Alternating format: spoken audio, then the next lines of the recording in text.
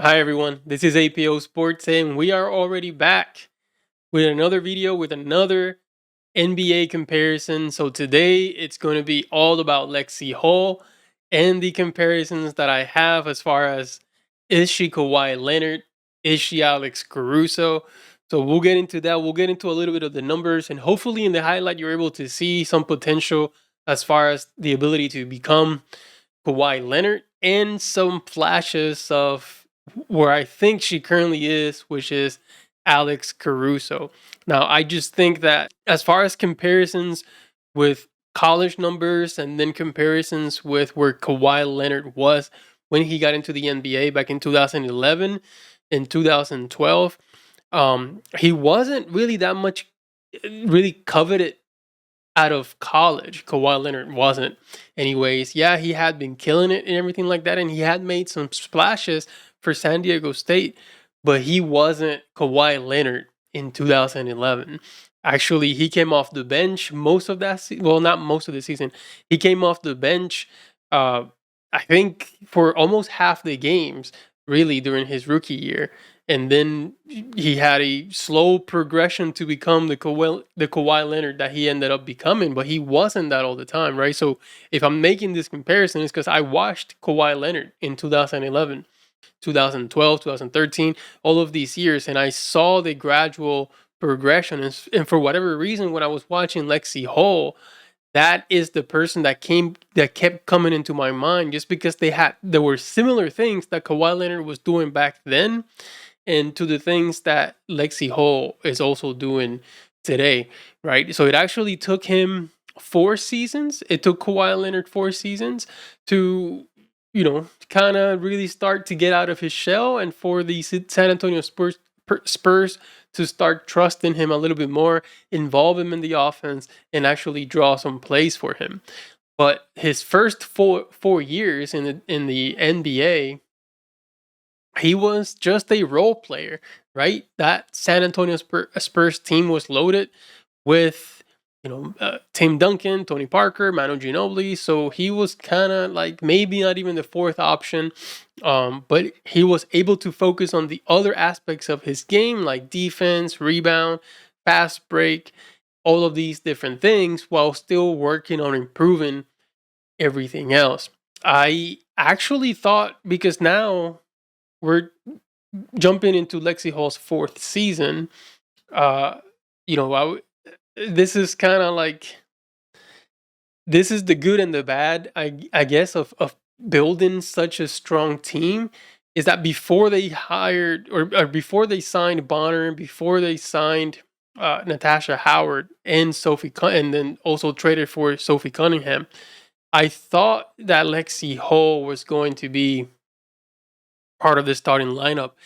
And I was hoping that this would be kind of like her Kawhi Leonard fourth year, because we're going to look at the numbers, how they compare Kawhi Leonard's first three seasons to Lexie Hull's, at least this last season. Like, very comparable numbers. We're going to look at it. Pretty much the same player. We're going to explore all of that. But I thought, okay, this fourth season is when Lexie Hull's going to come out, and be a little bit more aggressive, and she'll be more trusted. She'll be part of the starting lineup. Everything's going to go well, but it seems like she's going to have to wait a little bit longer than what Kawhi Leonard did to kind of come out with the San Antonio Spurs and in the NBA. And the good thing for Lexie, she's 25 years old. So she still has, a lot of basketball left. And Duana Bonner is 37, 38, and Natasha Howard is about 35, 36. So, I mean, it's great to have them, and also that veteran presence to teach and to guide and develop these players as well. So it's great not only for winning purposes, but for development purposes. So I think it's good, but it's just going to take a little bit longer to realize this. But I do believe that is Lexie Hull's potential, and I'll be interested to see how she continues to improve her game. So we're gonna get into some stats. The first stats that I want to share with you are their college numbers, and so Kawhi Leonard went to San Diego State. Was only there for 2 years. That's typical for NBA players. They don't stay there the whole time. Actually, Kawhi is one of the rare ones that stay a second year. For the most part, talented NBA players just do, because there's a rule that you have to do college. You can't come straight out of high school. So they do 1 year and then go into the NBA, especially if they're highly coveted. Kawhi Leonard spent 2 years at San Diego State. And then Lexie Hull, of course, all 4 years. But if we look at, these numbers are incredibly, incredibly similar, especially, Kawhi Leonard's freshman year in San Diego State, and Lexie Hull's sophomore year at Stanford. Look at the PER. So I mean, the minutes are almost the same. The PER is nearly identical. So player efficiency rating, true shooting percentage it's identical. Like, look at that, 514 true shooting for Kawhi Leonard in his freshman year, 516 true shooting for Lexie Hull in her sophomore year. Now, the crazy development is also that the crazy thing is that for 3-point shooting, Lexie Hull is much better 3-point shooter than Kawhi Leonard was in college. And of course, we see how much of a better 3-point shooting. So it seems like Lexie Hull has regressed a little bit in her shooting, and Kawhi Leonard has gradually gotten better and better at 3-point shooting. The rebound percentages, I mean, yes, Kawhi was a beast, but Lexie Hull wasn't that far behind.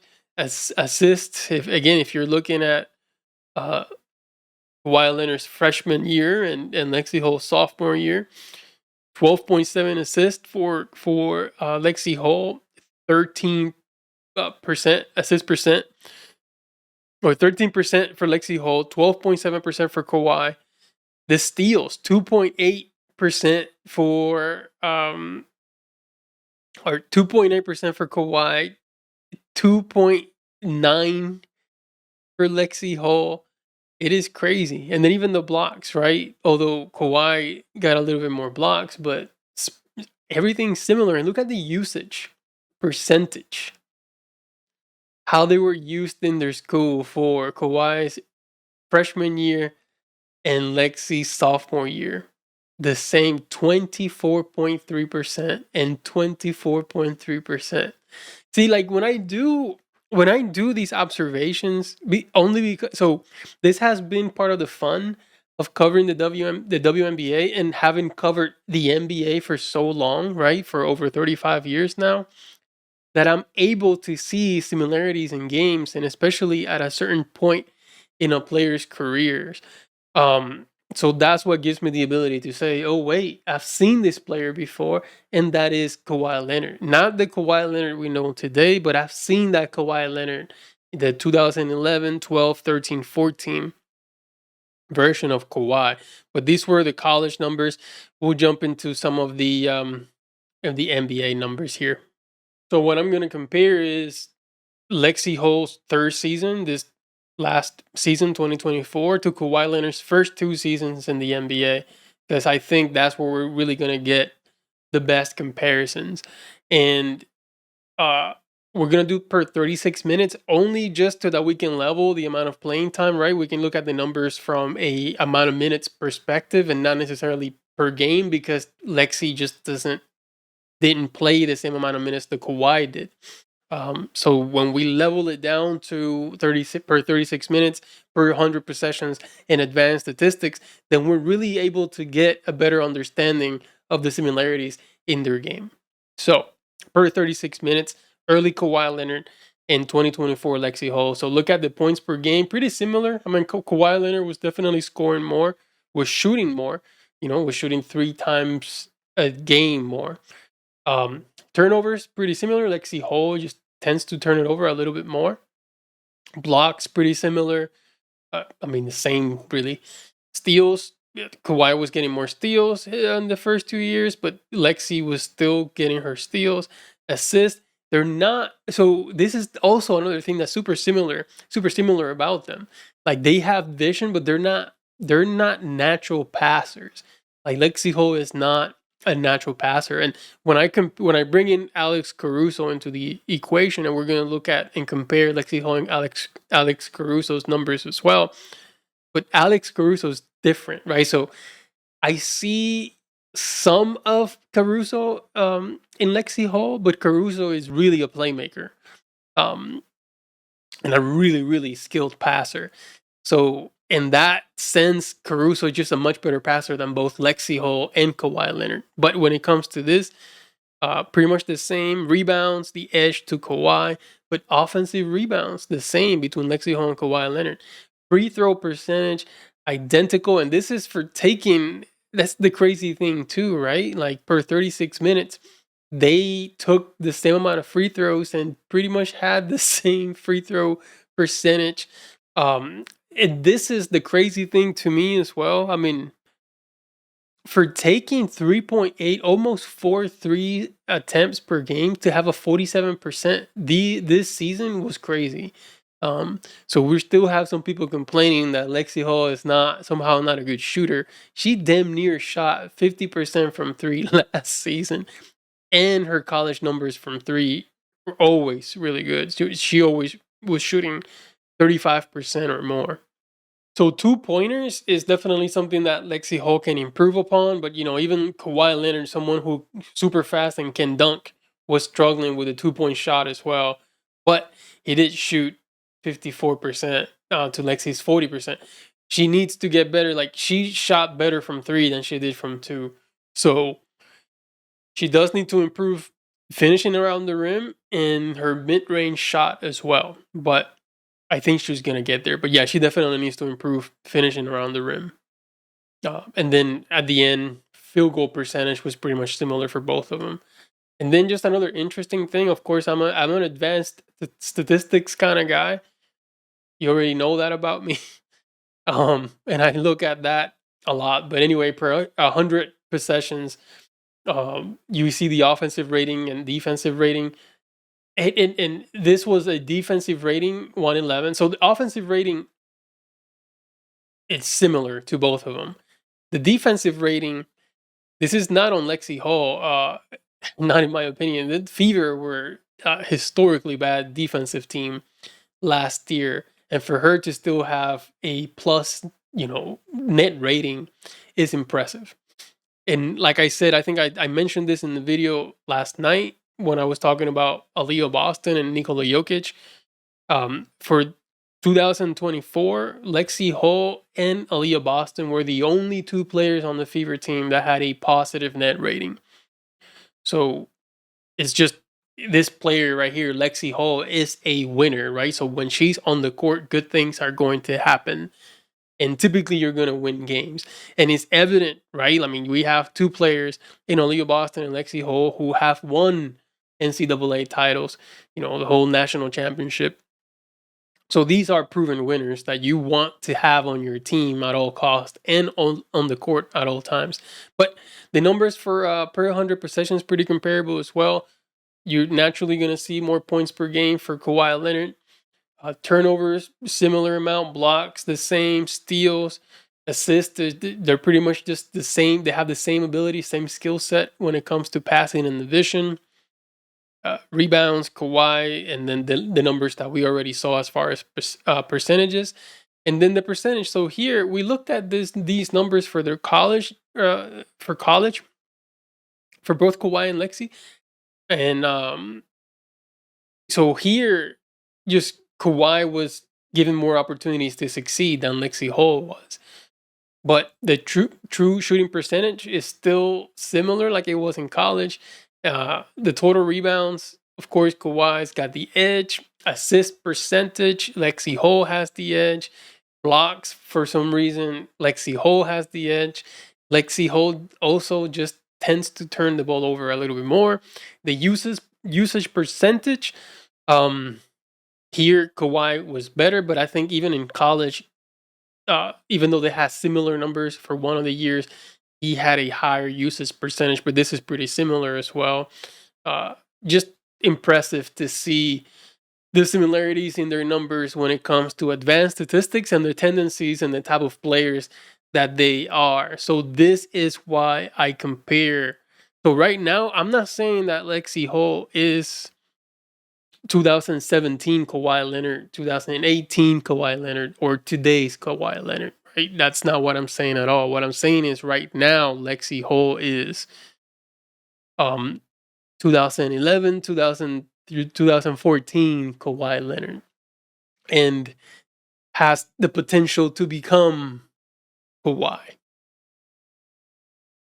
But if she falls short of that and does not become Kawhi Leonard, her ceiling then is more like Alex Caruso.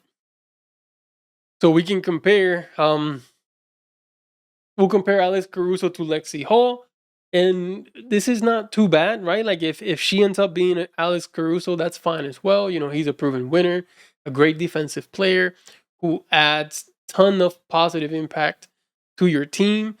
So even if this will be a success, even if Lexie Hull ends up just being an Alex Caruso type of player. So if we compare per 36 minutes, and for this, I just went with Alex Caruso's entire career because he's been pretty consistent, right? That's just how he's been used. Is pretty much just a bench player who earns tons of minutes in high leverage situations. So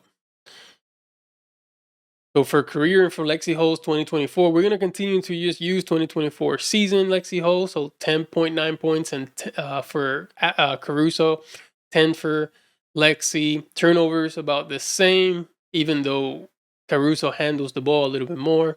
Blocks, Caruso does have the lead on that. Caruso is just a great defensive player, 2.2 steals. And like I said, Caruso is just a playmaker. Like he is amazing passer and has excellent vision and basketball IQ. Rebounds are about the same for both of them. And free throw, Lexie Hull. I do think generally, I want to say that Lexie Hull is a better shooter. Now she needs to continue to prove it consistently, but I do believe that Lexie Hull is a better shooter than Alex Caruso. But he's not terrible, right? 75% from the free throw, it's okay. And here's the other thing, and I'm comparing to this season because this is the season that I've seen Lexie Hull, right? So I can compare to other seasons, but I don't know. I only saw her this year, so that's why I continue to just show 2024. But yeah, 2.1 free throw attempts for Caruso throughout his career, 2.2 for Lexie Hull, almost the same amount of 3-point attempts, for Caruso's career and for for Lexie's 2024. And again, that 47% is crazy because 37.6% is really, really, really good. It's high, especially for your career. Lexie Hull for her career in the WNBA is like 31. So um, just using 2024 is a little bit unfair. But anyways, that's what it is. Again, on twos, Caruso so Caruso can dunk, and he's a great finisher around the rim, which is, like I said before, just the one thing that Lexie Hull has to improve upon. And then if we look at field goal percentage, is damn near identical per 36 minutes. And then per 100 possessions, if we look at offensive rating, defensive rating, again, we see someone who consistently per 100 possessions throughout his career, in the NBA with all the teams and everything, the teams are +3 when he's on the court, which is great. But again, similar numbers here per 100 possessions as well, with the exception of assist, where Caruso is just a different animal and beast. But player efficiency rating pretty similar. True shooting percentage pretty similar. Rebounds the same. Assists we already said. Edge will always be Caruso. He'll also have more turnovers because he does play make a lot more. Usage percentage is about the same for both of them in their career. For him in his career, for her in 2024. So at the very least, Lexie Hull will be Alex Caruso, and that's not too bad. Just an amazing, consistent role player that you can count on, that can come in, that provide high energy, that can defend, that can shoot. What else can you ask for? So that pretty much is what I wanted to do for this, for these comparisons. I'm gonna continue to do that, like I said, for the rest of the players. My next one is gonna be Caitlin Clark, and I'll just leave it as a surprise as to who I'm going to compare her with. But I'm hoping to either do that tomorrow or the day after tomorrow. But just to close out my thoughts on Lexie Hull, I was really hopeful for this season for her, and I think she's still gonna be, have a great impact.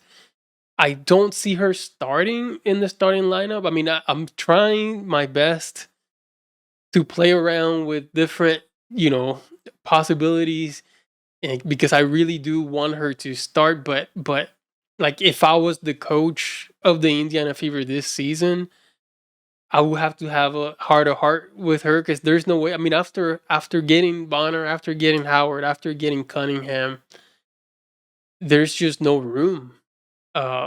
And she just can't start. But I would make sure that she plays at the very least 20 minutes per game, which would be the most in her career.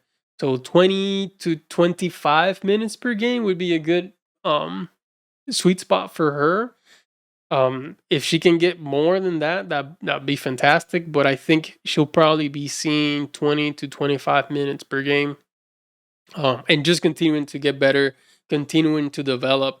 I've seen in prior videos, I've expressed my vision of what I see the core of the Indiana Fever. I know they continue to say the core three is Clark, Boston, Mitchell, but Mitchell is was it 28 years old, and I just don't see, like, when I picture the Indiana Fever, and maybe this year they hoist the trophy. and they win the WNBA title, and of course Kelsey Mitchell will be there celebrating. But when I see the dynasty that the Indiana Fever will inevitably become, with the whole LeBron James old quote of not one, not two, not three, when I see this dynasty and we see it from the beginning all the way to the end, I have a vision that it's going to, at the beginning when we see it now, it's going to be the constant is going to be Boston, Clark, and Hull.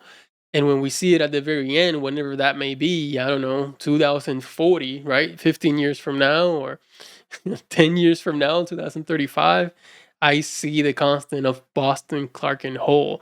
I think as far as the other players, they're going to come and go. We already see that for this season, where only 5 players from last year have returned. But so from that first season, last season, to the end of this Fever dynasty, my vision, what I see is Clark, Hull, Boston. That's what I see from the beginning to the end. So that's why, to me, Lexie Hull is just such an important player to continue to invest in, to continue to develop, to continue to pour everything that you can into her to make sure that she's comfortable, that she's confident, that she's involved, that she's a true part of the team and the rotation, and then just becoming a key piece moving forward into the future. She could also be some type of Manu Ginobili, right? 6-man player, someone who just coming off the bench and providing solid minutes. She could be that as well. But we'll just see how it develops and how it turns out. But tell me, you tell me what you think. So do you think that she's going to be more of an Alex Caruso type of player, or do you think that she has the potential to become Kawhi Leonard, I don't know, 2-3 years down the road? So yeah, that's the video. That's what I have for you today. If you like videos like this and this type of content, please don't forget to like and subscribe to the channel. So thank you so much for watching, and I'll see you next time.